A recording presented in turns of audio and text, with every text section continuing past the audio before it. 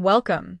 Some of the information you are about to hear may be disturbing and not suitable for children. Viewer discretion is advised. On May 8th, an 18-year-old female escaped a couple's home in New Jersey, stating she had been held hostage and abused for years. The couple, Brenda Spencer, 38, and Brandon Mosley, 41, both of Gloucester Township, were arrested and charged with kidnapping, aggravated assault, endangering the welfare of a child, and other offenses. Additionally, Mosley, who was a regional rail conductor with SEPTA, was also charged with sexual assault and other offenses. Without further ado, let's listen in.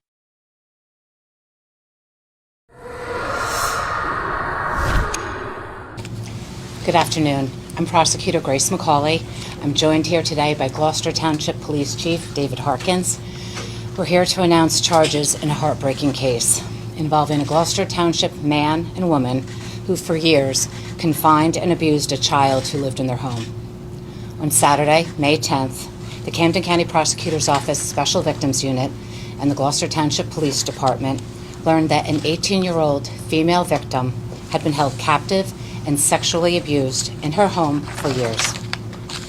During our investigation, the victim advised that 38-year-old Brenda Spencer and 41-year-old Brandon Mosley had been abusing her since approximately 2018, and that shortly thereafter, at Brenda Spencer's direction, she was removed from school prior to entering the 7th grade and confined to her home, which helped to hide the heinous, years-long torture that she suffered.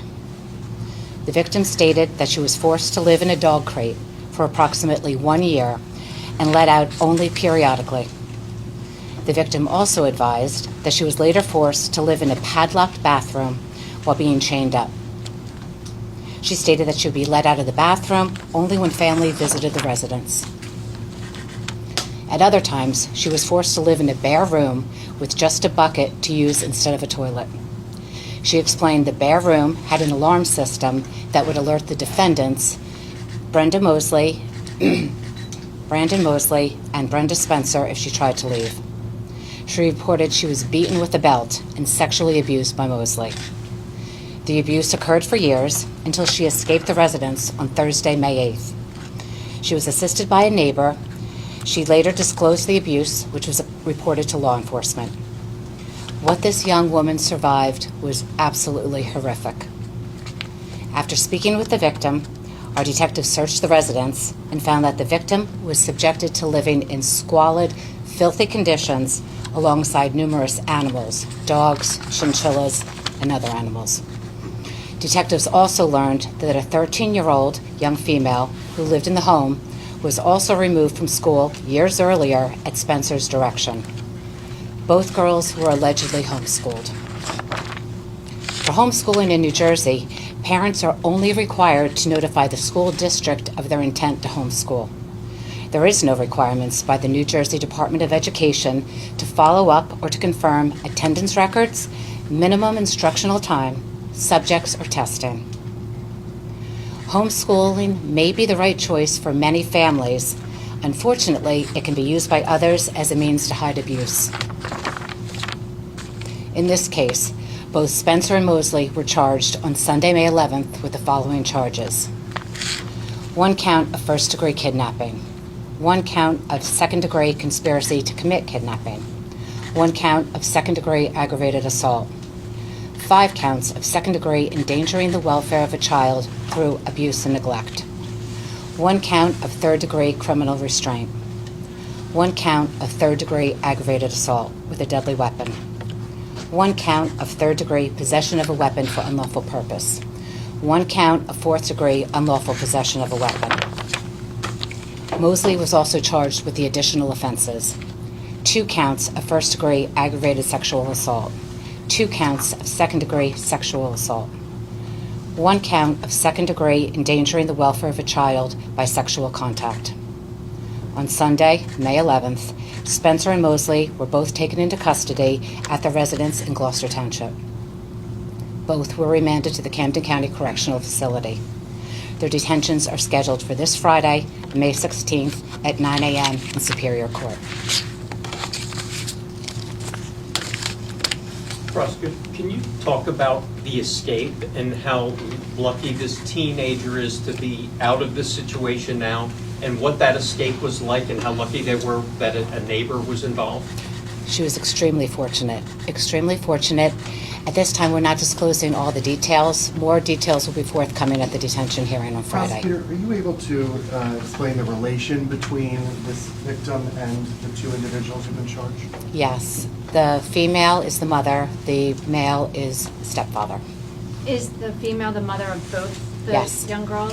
Another question just about the timeline leading up to police being involved. Yes. I don't know if the chief wants to speak on this. I talked to the person that was assisting her, the neighbor, and he said that he called 211 first for crisis intervention, then called 911 on Thursday, and police did not assist him at the Wawa. And instead, he had to bring the 18-year-old girl to a rehab facility, ultimately one that had some affiliation with Jefferson in South Jersey. Are you able to confirm any of those details at all? Certainly. Or when police contact was made? So, first I'll say this is one of the most despicable cases that I've ever run across. We were first notified by this individual who had the girl on that Thursday evening. Police did respond. They responded and spoke with the girl, took statement information. However, she did not disclose all of this abuse that was later. It was reported to us that it was a domestic violence type of situation. However, she did not want to disclose all this information. She did not disclose this information about being held to this level. We did send officers to the house. The house went at that time on Thursday evening. An investigation was conducted. However, we're limited on the amount of area that we can go and search and whatnot. And without a corroborating victim, there's only so much we could do. We offered her services. We gave her some resources at that time. She was looking for homeless services. However, she was going to stay with this neighbor that was assisting. But that all built up into the case that we're here for today. So while we did investigate and we're looking at everything, believe me, we always want to see that we missed something. This case has been thoroughly reviewed. No information to this level was disclosed to us until that Saturday when they called the police again, which led us to where we are today. What happened on May 8th that precipitated the victim into wanting to escape? Yeah, I can't get into the details of how that happened that night. Further details will be related at the detention hearing and further procedures. But that evening, she was at a Wawa with a subject. That's where we initially responded to. We spoke to officers, spoke to her that night. Other officers responded to the residence to conduct an investigation. She was offered domestic violence services, which she declined at that time, and the investigation was turned over for follow-up. But again, she did not pursue. We offered her the services. She did not indicate the level of abuse that was. We later found out when we were called again on Saturday night. Were you going to say exactly how she escaped? After escaping the house. I'm sorry, say that again. How did the victim come into contact with the neighbor after escaping the house? Yeah, I don't have those details, and I don't believe we're ready to release that information. Can you describe the health and mental well-being of this 18-year-old and her 13-year-old sister? 7 years of being held captive? What does that do? Was there any malnutrition? Was there any signs of being weakened and the mental capacity of these two individuals? And how many and what types of dogs did you find? What was the breed of the dogs? As you can imagine, anyone who's been confined for a period of 7 years, held in these conditions, living in squalid filth, is going to be damaged psychologically, physically, emotionally, mentally. And as you also can appreciate, when it comes to cases involving child endangerment and child abuse and sexual assault, confidentiality to protect the victims is paramount. So we're limited in all the details. More details will absolutely be forthcoming at the detention hearing. And what type of dogs and how many dogs? before the deployment? I don't know the exact, but I do know they were there were some Great Danes, large dogs, and there was some pet equipment and stuff like that was around that was for that type of breed. Large dogs, though. What's So the how big status was of the the cage 13-year-old that sister? she said she lived in? Both children are safe right now. Can you reveal details about the size of the cage that this victim says she was kept in? Yeah, like I said, it was for a Great Dane, so I don't have the exact measurements, but they were large enough to fit a Great Dane, which we know is a large breed of dog. And I'm sorry if you already said this and I missed it, but did she give details about exactly how she escaped? Did she climb out of a window? Did she break out? No, we're not. I don't believe we're ready to release those details at this time. So when you said held captive for approximately 7 years or so, was there any exiting of the house? Were they living any bit of a normal life, going to anything outside of the home? The children are you Yeah, referring to? yeah. Not that we're aware of, no. So they were just there for 7 years inside that house? Confined, yes. Are there any plans to try to change the laws or rules on homeschooling and reporting these kinds of incidents, or what can be done? Well, clearly there are flaws in the current educational system. This has been the law in the state of New Jersey for decades. That really is outside of our purview because it's not criminal law, but certainly this case proves there's need to revamp and revisit those laws. Had there been any prior complaints from neighbors about this residence in this township? There was not. And how Want long to have add they to that? lived? If you can. So we had no indication anything about any child abuse. We've had some animal complaints in the past, but nothing to this level. Nothing, no domestic violence types calls that we are aware of. But just barking dogs, which were handled. Again, they were found to be legal and not charged. But we've had some animal complaints from neighbors and whatnot. Do you know how long they lived at the residence for? Or they lived there? I do not. Definitely since 2019. Prior to that, I don't have information at this time, but definitely since 2019.